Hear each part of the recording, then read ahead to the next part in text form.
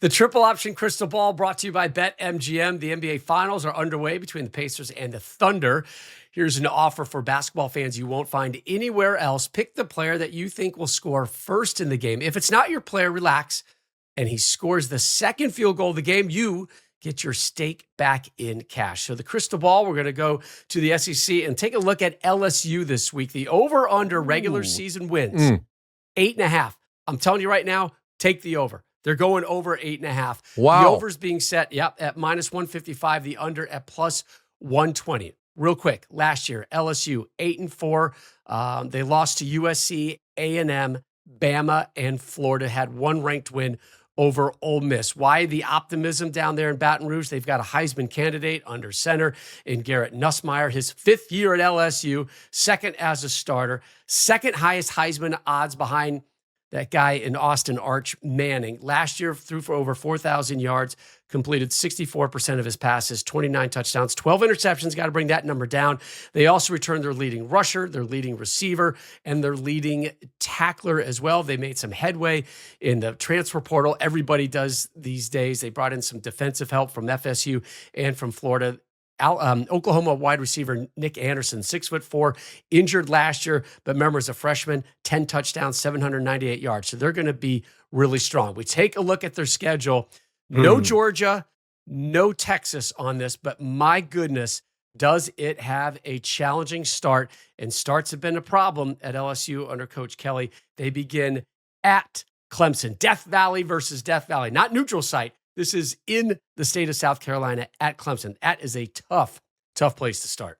L. All right, Coach L. Oh, damn. Push. You want to put a pin in that one? 0.5. 0.5. All right. I'm going to have a bunch of 0.5s. Yeah, that's all right. All right. So then it eases up for one game. Louisiana Tech, let's give them a win. And then dub. And then versus Florida, home to Florida. I'm giving them a dub. What time? It's going to be a night game. You know it. I don't know. Yeah. I'm going to say a dub for LSU. That's all right, tough. so that's 2. Southeast Louisiana, let's give them 3. At Ole Miss. 0.5. I'm with Mark. A 4. A 4. Coaches now at around the 0.3. Versus South Carolina. Dub. 5. At Vandy. Dub. 6. Versus Texas A&M. Dub. 7. At Alabama. L. We don't even have to ask anymore. Agree. We just know what's going to be. So that's 7. Versus Arkansas. Dub. 8. Remember, it's 8.5 versus Western Kentucky. Dub. 9. And then at Oklahoma to close. You just don't know. Their roster is going to be agree. redone, and last year they were bad. But I agree. But I gave them 9 wins. We feel pretty good with a 9, don't we? How about you, Mark? Dang. You just fired a 9 winner. I was about to go under, but I just said 9 wins. Okay. Brian Kelly, 9 wins. All right. Here's the thing about Brian Kelly is he's won everywhere. I've always respected him. He's won at Grand Valley, I believe it was, and then in Central Michigan, then Cincinnati, Notre Dame. But the question is, and I've been asked this just by SEC fans, Mark, you know that freaking conference. Is there pressure? Yes. Oh, my gosh. Yeah. Yes. They are going to be up on a guy so hard. But my God, the guy's coached at Notre Dame. He knows handling pressure. So I got a lot of respect for Brian Kelly. Stone, but you talked about all the guys we have returning. They lost 2 of their best offensive linemen in the draft. So you got all these quarterbacks and all these skill positions, but can you protect them and can you shore up the offensive line? We don't know. Totally fair, but guess what? They got dudes back at the skill positions and accomplished cats. To me, that makes me breathe easier rather than breaking. No Georgia, no Texas. I don't care who you have at the skill position. If you can't run block and you can't pass block, they can't do nothing. I'm with you. So all right, we shall see. Let me throw this question at you real quick. They have lost the season opener the past 5 years. Wow. How much does that play in the thinking of the coaching staff, the players, and how much of a setback is losing your first game really in this new day and age of college football? I don't think the players care. I don't want to speak for Mark, but players are in and out. The coaching staff, what I would do is evaluate everything that you do over and over and over again from preseason, where you're doing it. I'd change everything.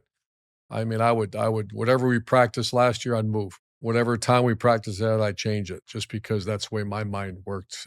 But I don't know if the players would, The players don't care They about don't give a damn. The players don't care They about want to go play. man. they working, they ready to play. But the thing is, they're playing good teams to start the season. Right. Who they play last year first? Notre Dame or was that A&M? USC, I think. USC, right? USC, yeah. Now you got Clemson. So when you play top teams that are ranked high, you have the potential to take an L in the first game. So when you play that first game, it's all about who makes the least amount of mistakes. So you go back to fundamentals, you go back to studying the film, and you go back to who cannot beat themselves.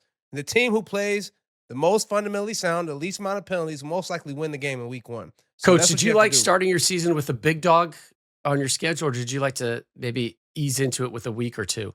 That's a great question. It depends on what kind of team I had. If I had a returning quarterback, let's go. If I had a young buck, I'd rather wait a couple weeks, let them get the feet underneath themselves. So it depends what kind of team. I'll tell you what it does, though.